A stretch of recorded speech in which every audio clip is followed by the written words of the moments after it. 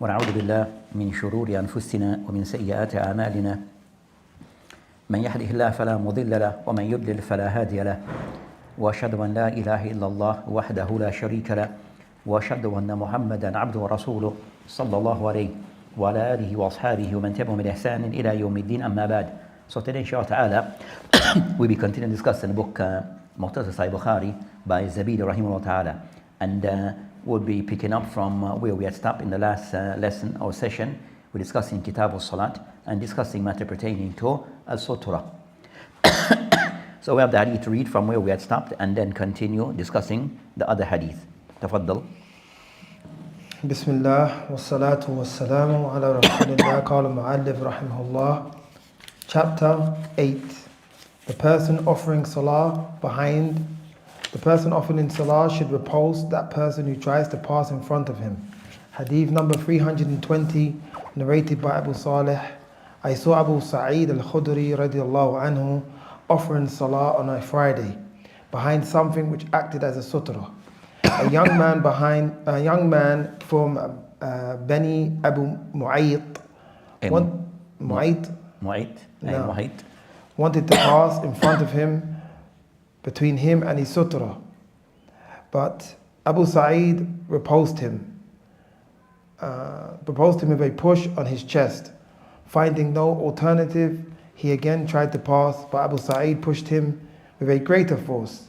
The young man abused Abu Sa'id and went to Marwan and lodged a complaint against Abu Sa'id, and Abu Sa'id followed the young man to Marwan, who asked him, Abu Sa'id, what has happened between you and the son of your brother? Abu Sa'id said to him, I heard the Messenger of Allah sallallahu alayhi wasallam saying, if anyone amongst you is offering salah behind something as a sutra, and somebody tries to pass in front of him, between him and his sutra, then he should repulse him, and if he refuses, he should use force against him, for he is a shaitan. So this hadith is mentioned, as mentioned here by the author, Zabidi rahimahullah ta'ala, in his Sahih Bukhari, where he discussed concerning the matter regarding Yurad al-Musalli, that a person who is praying, man mar bayn yaday, that for him to repel or to push back on the person or block the person that wishes to pass between him and while he's in salat. Then he mentioned the hadith of Abu Sa'id al-Khudri anhu regarding concerning an incident occurred, which is at Yawm al-Jum'ah. So we know Yawm al-Jum'ah al-Masjid is somewhat more crowded, but a particular person that he was praying with a sutra, that he mentioned that أنه كان يصلي في يوم الجمعة إلى شيء يستره, that Abu Sa'id al-Khudri, that he was praying to something that, and he was on Yawm al-Jum'ah, but he was using a sutra من الناس, from the people. Then I mentioned فأراد شاب, so some young boy, that youngster wanted to pass, and Abu Sa'id al-Khudri, for I mentioned فدافه Abu Sa'id في صدره. Then Abu Sa'id, that he kind of somewhat blocked the person in the person's chest. Then a person for another ashab, then a person that he still wanted to go by, then by Abu Sa'id al-Khudri anha, then again he tried, and Abu Sa'id mentioned فدافه Abu Sa'id al-Khudri ashad min al-ula. So Abu Sa'id al-Khudri, then he pushed him back again for a second time. So he mentioned that story that have occurred between, then he mentioned فدخل al-Marwan, then a person went to Marwan, who was then the person in charge, the head of the person in charge, فشكا إليه, and he complained regarding Abu Sa'id al-Khudri regarding what have occurred. Then he mentioned that Abu Sa'id al-Khudri that kind of somewhat when the matter was being discussed, that he mentioned as enough to clarify why he did what he did. By mentioning the hadith of the Prophet ﷺ, we mentioned Sami'tu Nabi ﷺ yaqul, that he then mentioned that the reason why I took this action, because I heard the Prophet ﷺ saying إِذَا صَلَى أَحَدُكُمْ إِلَى شَيْءٍ, that if a person pray towards something, يَسْتَرَهُ, and it is something that is to his sutra, that is protecting from the people, مِنَ النَّاسِ فَأَرَادَ أَحَدٍ, and anyone wish to, and يَجْتَازِ بَيْنِ يَدَيْهِ, that a person wish to go by him, mention فَلْيَدْفَعُ, then you should block him. فَإِنَّ أَبَى, if the person reject, فَيَقَاتِلَهُ, then you should strike him. You should, as they said, not direct meaning would be for you to fight against the person. فَإِنَّمَا هُوَ shaitan, because such a person is a shaitan. So the hadith that is mentioned here regarding what the author wished to discuss, which is the matter regarding that a person blocking someone who wish to pass by them while they're in their salah. So from the hadith Abu Sa'id al-Khudri, it shows that one, he had a sutra. So Abu Sa'id, so Yawm al-Jum'ah, but also a crowded day, a person want to go by Abu Sa'id al-Khudri, that he was praying towards a sutra to block the people from between him and his salat. This young boy, this person wanted to go by. He tried for the first time, he was pushed or he was blocked in his chest. Then a person also still insists and want to go by. Then a second time he was blocked and more stern. And he mentioned that ashad min al-ula. So Abu Sa'id al-Khudri became more firm, stern regarding the second blocking of that person. Then the person he went to Marwan as being the head of state or the person authority to complain and brought the case to regarding what have occurred. Then Abu Sa'id al-Khudri that kind of somewhat mentioned regarding the reason why he did what he did, where he mentioned Hadith of the Prophet Islam to clarify that this is something where the Prophet Islam instructed regarding what a person should do if one wish to go between you and your sutra.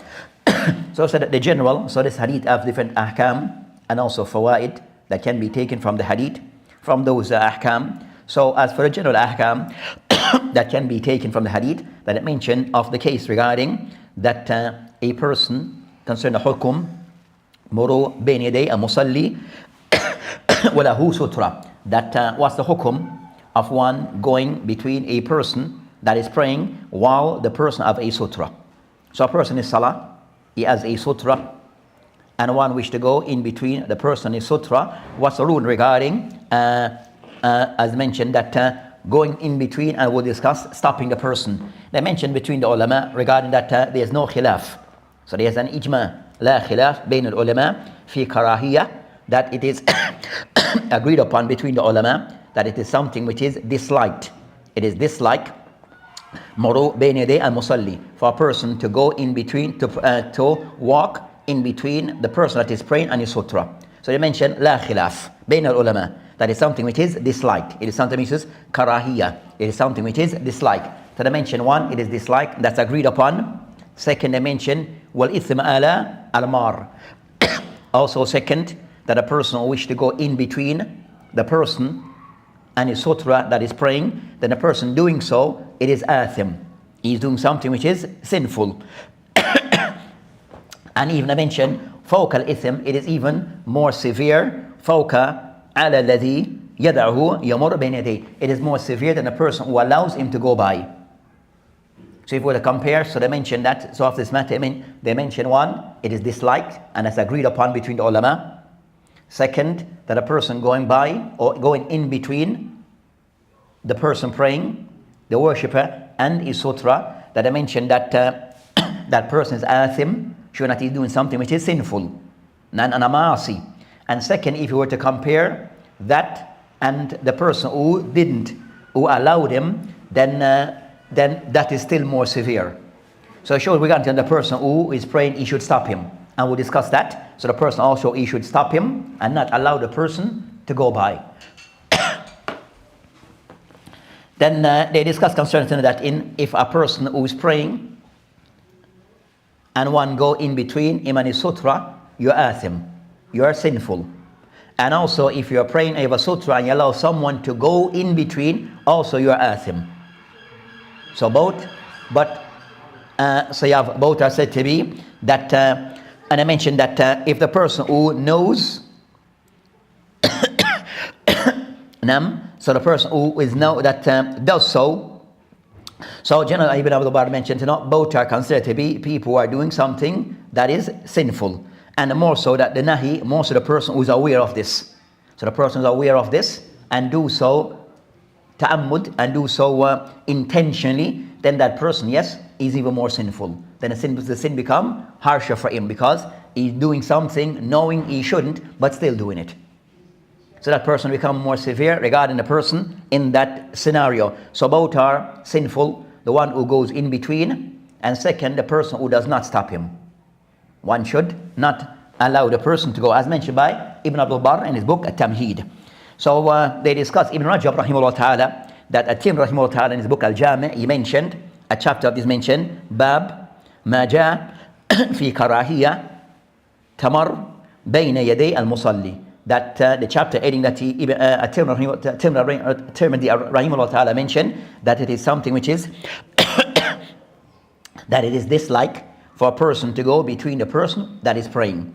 Then they have explained regarding God said the word karahiyya in this context mean tahrim. So it means karahiyya, something said may be translated as something which is disliked, but in this context it means haram. So even though you use the word karahiyya is being used, but what is meant by this is what? Haram. Naam, it is haram. So it's not something that is disliked. It is haram to do so. So they mentioned the ulama of past, the ulama of the classic, of the ulama of old, of awail, that at times they'll use the word karahiyya, something we dislike, but it actually mean that it is haram. So the ulama explain in usul al-fiqh that karahiyya, it can be taken as having two meaning. At times, karahiyya at-tanzih, wa karahiyya at-tahrim. So a karahiyya at-tanzil, it means that something it is disliked. Nam, and the word karahiyya, tahrim, mean it is haram. But the ulama of old, in many cases when they use karahiyya, dislike, they mean something is haram. Nam, so we said that even though they mentioned is something with the word that is being used, that mentioned that that Ibn Al-Bukhari mentioned, لا خلاف بين العلماء في كراهية المرور بين يدي مصلي. The word karahiyya in this context mean haram. So karah mean something that we said English translation would mean dislike, but in this context it means haram. It is haram for a person to go between that person. So that's concerned as Ibn Rajab rahimahullah ta'ala have explained that what is meant by this is haram. So that's regarding concern that it is haram for a person to do so. It's haram for a person to do so. Then it mentioned regarding concerning that in this hadith that if that case is a person of a sutra, what's the ruling regarding the person who does not have a sutra? So the person who's praying without a sutra. One is praying without that sutra in front of him. That now which as a person going but in front of him while he's praying. What is the ruling regarding this case? They mentioned regarding concerning that on this matter that jumhur of the ulama, jumhur Hanabila, وكذلك الشافعية, that majority of the Hanabila and also the Hanafiya. So jumhur al-Hanabila وكذلك الحنفية على تحريم, that you see it as even the person that is praying without a sutra, you should not go by him. Then I mentioned because of the hadith that they are very general regarding that you are not allowed to go in front of the person. So take it as whether he have a sutra or he does not have one. The same ruling applies according to them. Nam, that's the majority of the Hanabila and the Hanafis. Then of those of the some of the Hanabila and also Shafi'iyah take the position that it is something which is disliked. In that case, it is disliked. Nam. So you have those two aqwal from the ulama regarding that is that those that it is haram, and the second view it is disliked, not to the extent of haram. That's the view of some of the Hanabila and also the Shafi'iyah.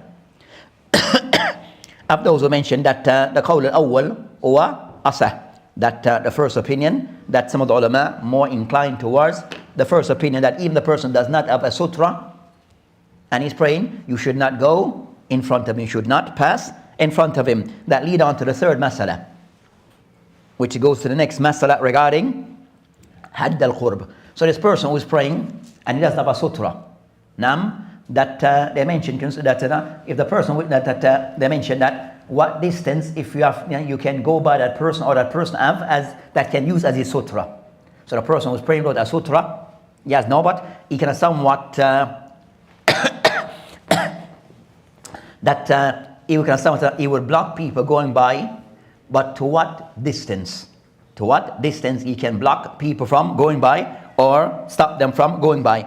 That after all the mentioned concern, I would say that they see it as between the person praying and the sutra, the normal distance we say is what? With Jumhur of the ulama, 3 what?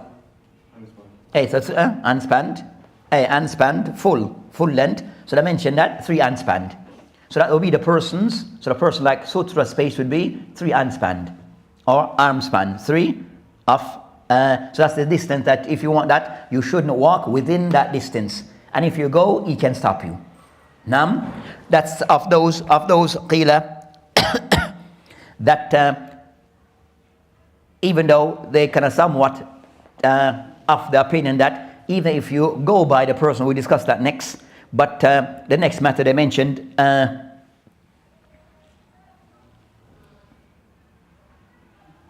That is anything that goes in front of the person. So anything that goes in front of the person, then you can stop them at your distance, at a distance that any that is within reach of you, then you can stop him. But then mentioned also in Abu Hanifa or the Hanafiya that mentioned regarding concerning that distance is the place the person sujood.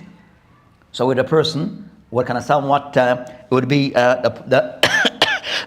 the place that he expect would be the place of his sujood, then that would be his area that he can defend.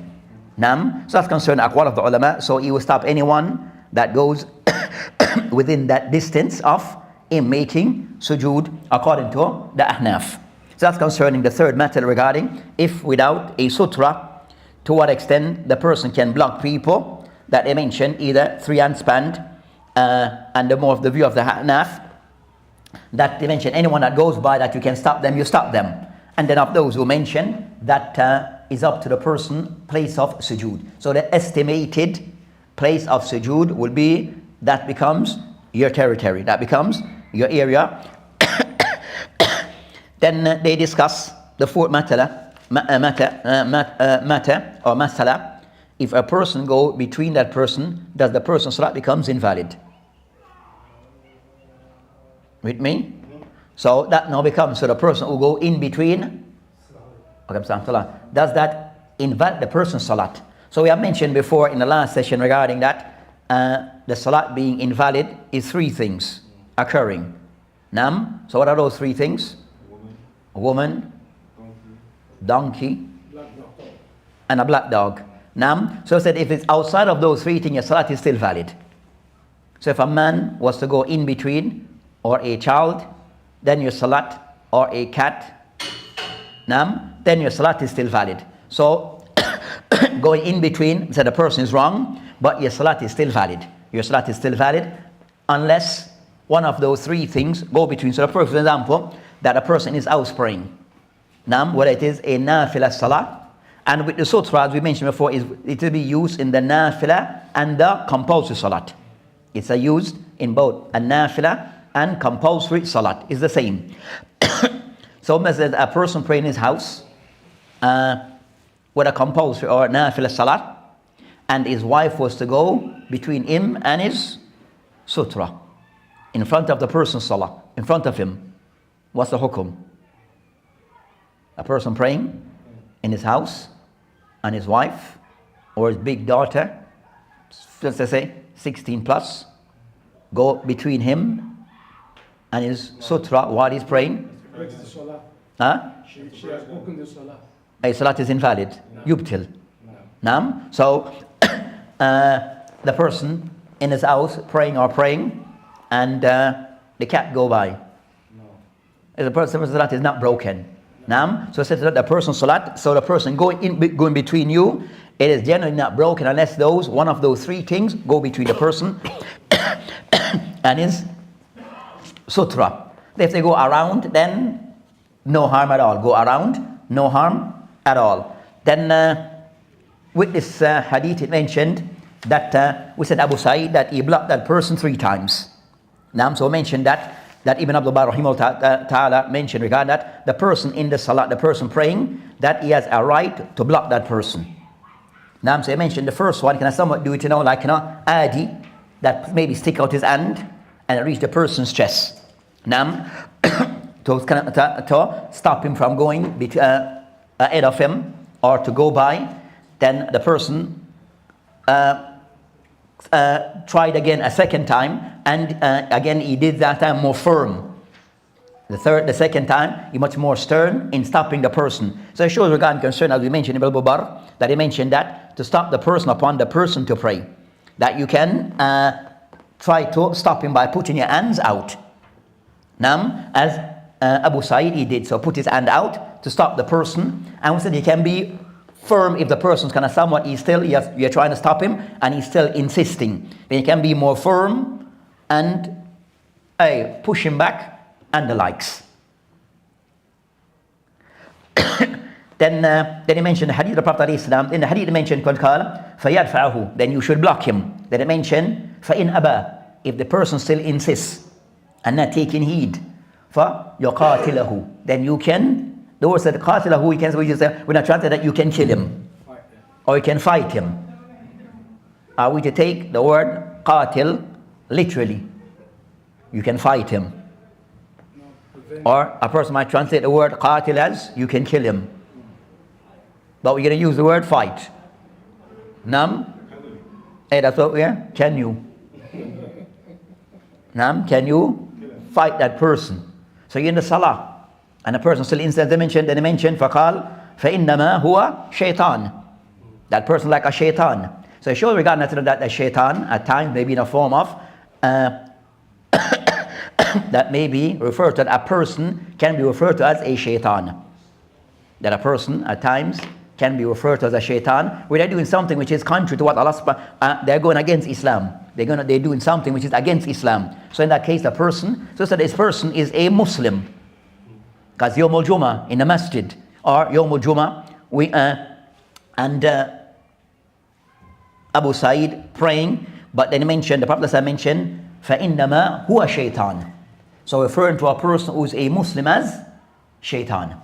Because I was said that based upon his action. Based upon his action, but the word can be used. The word can be used. Nam, in the sense of the person doing something which is contrary to Islam and also is being insistent in doing something he shouldn't. Nam. So that's concerned, as we mentioned, for the qatilahu, then to strike him or fight him, as we use that word, that they discuss, are you allowed to fight? They mention the word, the fight in this context is not to be taken literally. It's not to be taken literally. So not in the sense that you can punch him and kick him and the likes. So it's not to be taken literally. Nam. So they mentioned that they mentioned what is meant concerning yudafi'u bishidda, that to be more firm and stern in blocking him. But not literally, you understand, to start to fight the person while you're in the salah. No. But to be more stern in blocking that person, especially, they said, you give him a first warning, this thing getting hot, man, ours me. But, hey. So, where we at? So that Let's get the fan. Get the fan. فَلَقَاتِلَهُ, is that me who's hot? The fan.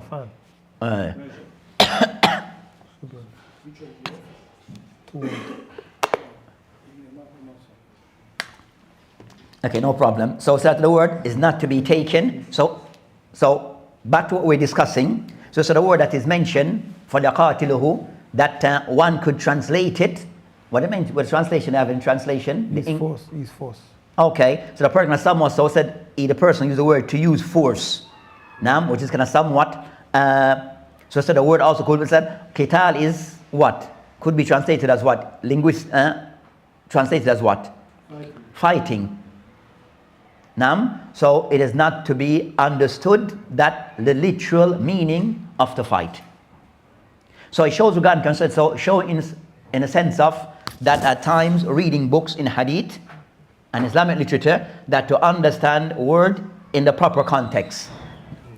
Understand the word in its proper context. And that will require for the person to understand the word in their proper context, that to go back to one of the ulama who explain the Hadith. And not just depend on our literal translation of the Hadith. And that sometimes can take us off. So, as we mentioned, the ulama have mentioned that it is not to be taken literally, but what is meant by this concerning that, as the ulama have mentioned, that is not to be understood literally, as to fight the person, as fighting the person while the person is in salah. That's it.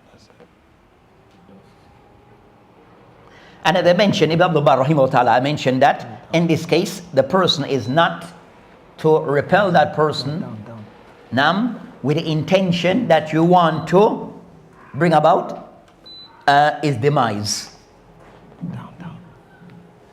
With me?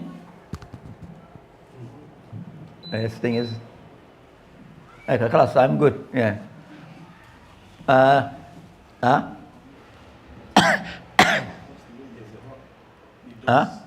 You feel it? Or the dust? That's but I would also feel hot. Can you feel it? Is it hot water? Is it water? Yeah, I'm good. We live through it. Can you feel it? Yeah, we live through it. Because you know. So where we at?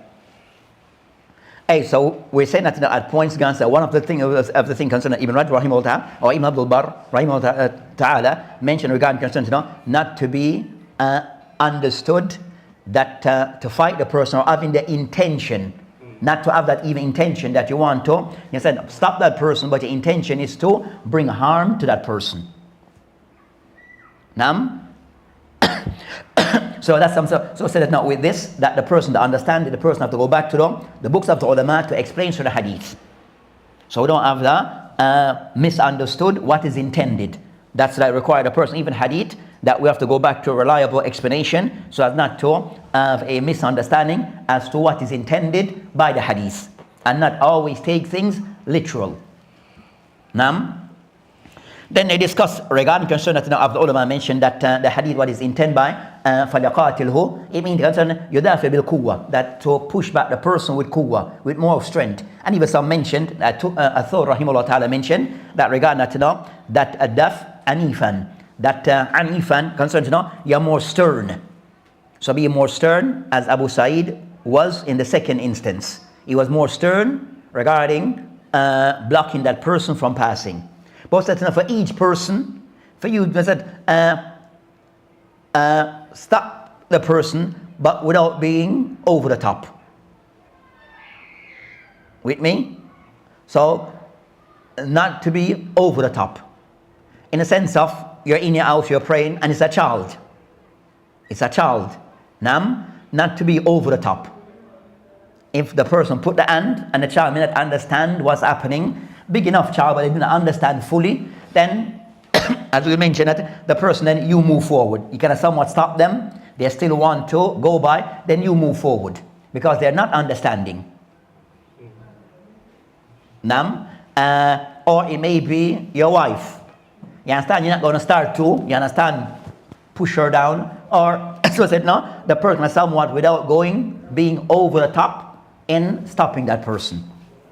Now, you can be firm, but not over the top. Also, they discuss concerning a person now stopping that person. The person now stopping the person from going. What's the hukum regarding this for the person going by? Ibn Rajab rahimahullah ta'ala mentioned that from the hadith, what is apparent, it is, as the Prophet mentioned, فَإِنْ أَبَى فَلْيَقَاتِلَهُ. Then if the person stop, or the person still insisting to go by, you can be more firm in stopping him. So it shows from the hadith, says from what is the hadith, that what is from apparent from the hadith, it indicates that it is compulsory to stop that person. It becomes compulsory for you to block that person from going by. And we said, no, you can be more firm if the person is still insisting and not taking heed. And the person may not take heed, the person maybe he did him or her not understanding that ahkam. You understand? So the person maybe is not aware that he shouldn't do this. You understand? So in those cases, you might find a person that in this, because of a lack of understanding, they might still try to go by. But I said, no, you block them to the best of your ability and in a way which is suitable to the situation. So I mentioned that the hadith, it shows, indicate that stopping the person is wajib on the person who's praying, to stop that person or try to stop that person. But then also you find that of the ulama, that amongst the ulama of the Shafi'iyah and others who mention that blocking that person from the one who's praying is mustahab.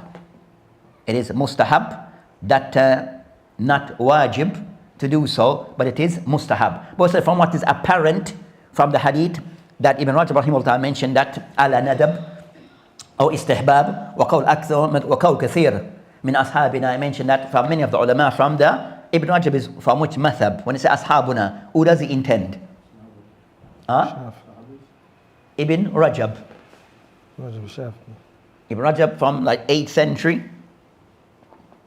Ibn Rajab qala wa qawl kathir min ashabina. So who is his ashab? Who is his companions? Who does he intend? Ibn Rajab. Who does he intend by saying our companions, our colleagues from the ulama? Who does he intend? His contemporaries. And that's everyone of his time. So who, in the sense of even how to understand the language of the ulama. Naam. So now rahimahullah, when he mentions in his book, he mentions ashabuna. Who does he intend? With me? So every scholar have their ashab, their companions, who they who they intend by these companions. Who are their companions? Yes? Are you paying me if you don't give me an answer? Who's the ashab of Ibn Rajab? So I said, to know his ashab, go back to that the person who's the speaker, what's his madhab, fiqhiyya, in general. So it's Hanabila. So Ibn Rajab, Hanbali. Nam. So he talked about ashabuna, meaning the Hanabila. So An-Nawawi is which madhab? Shafi. When he mentioned ashabuna, he's talking about the ulama of the Shafi'iyya. So every person, depending on the madhab that he affiliates to, when talking about ashabuna, he's talking about them. So when a Hanafi Sheikh said, ashabuna, the Ahnaf. Clear?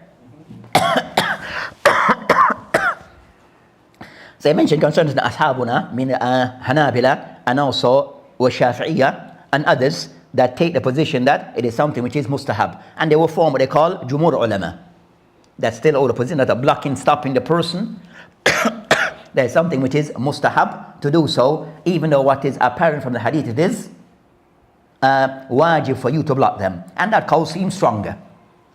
Now from the hadith, and most of the hadith give that meaning regarding that you should stop. And Abu Sa'id al-Khudri also in this hadith can somewhat demonstrate to us regarding how to apply that hadith. Now regarding concern how to understand and how to apply the hadith, that Abu Sa'id al-Khudri give us an example, a demonstration. Now, so of the hadith, it shows also that in understanding of text, that we need to, if there's narration going back to the Salaf from the Sahaba, in first and foremost, that give us how the companions apply the hadith, then that becomes the view that we should stick to. Now, so sure, regardless the understanding how the companions apply thing, that it has a bearing and has a place that should not be ignored. Now, so the Prophet ﷺ praised them regarding their understanding of Islam and also their way of how they apply Islam. So sure, regarding the qawl al-sahabi in explaining a hadith, that those things should not be ignored. In any matters of the deen. So matters regarding aqidah, matters regarding ahkam, fiqhiyya, that is the companions kind of somewhat by way of that in this case, Abu Sa'id applied the hadith.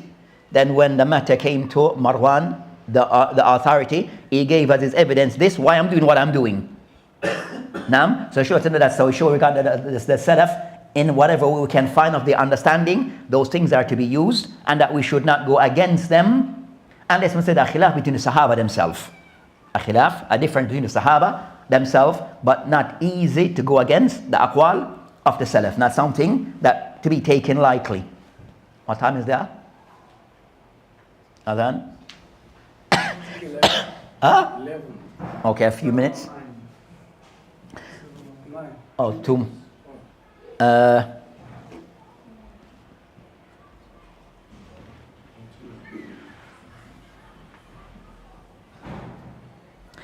then they discussed regarding concern that in this case that a person, he tried with Abu Sa'id, tried the first time, he was blocked, then he tried again. So I mentioned that every time the person tried, you have a right to block him.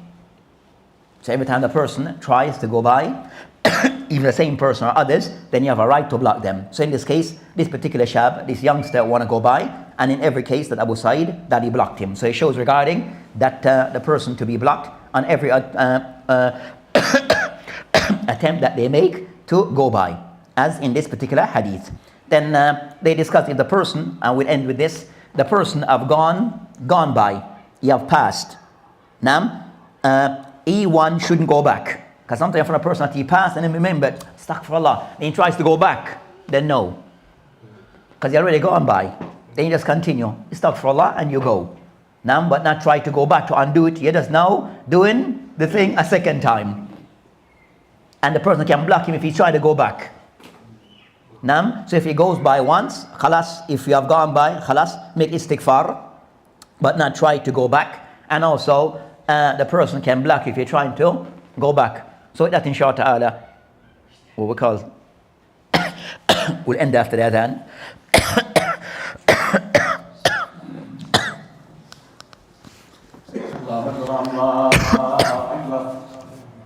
الله أكبر الله أكبر أشهد أن لا إله إلا الله أشهد أن لا إله إلا الله أشهد أن محمدا رسول الله أشهد أن محمدا رسول الله حي على الصلاة حي على الصلاة حي على الفلاح حي على الفلاح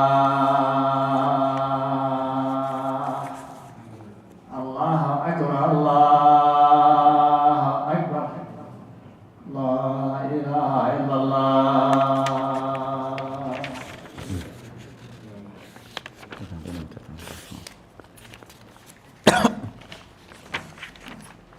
So that inshallah, those are the main of the masahil that relates to this particular hadith that was read, the hadith of Abu Sa'id al-Khudri ta'ala anhu. Then as for the general benefit, I mentioned that hadith it shows regarding, as we mentioned, that mashru'iyat, that the permissibility for a person that to block someone that wish to go between them and their sutra.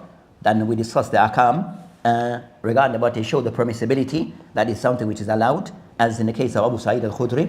Then also it as we mentioned, that understanding the vocabulary correctly, that a word that and yuqatiluhu, that not to be taken to be literal, but mean concerning ad-daf shadid, that to block the person in a more forceful way. So kind of somewhat knowing concerning that words and how they are to be understood as sometimes used in the text of Quran, the Sunnah. So in Nusus, knowing how those words are used and how to apply them correctly so as not to take them out of context. And also it shows regarding concerning that the Sahaba amongst them in this hadith, that being kind of somewhat very keen in applying the Sunnah.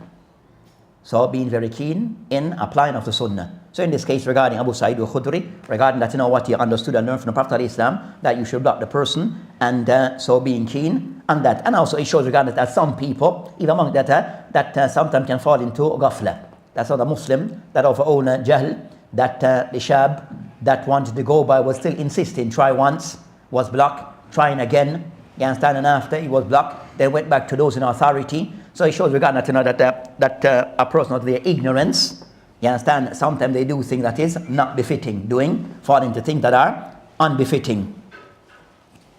And also from the hadith it shows regarding Abu Sa'id al-Khudri anhu, that Yawm al-Jum'ah he was praying that it shows concerning, as we discussed before, regarding praying towards a sutra. So when a person pray, that always try to pray close enough to their sutra. And also it shows regarding with the shahid from the hadith, that the main point of the hadith, that it is something which is haram for a person to walk between a person who is praying. And we said these things that also even concerning our children that are reach a certain age, that we start to teach them those things, and if they need so when they go into the masjid, they are aware regarding the rules of the masjid. They are aware of the rules of the masjid. So teaching our children the general rules of the masjid, so when they attend the masjid, they are aware of what are the do's and the don'ts. So those are the things regarding, and also us applying these things accordingly,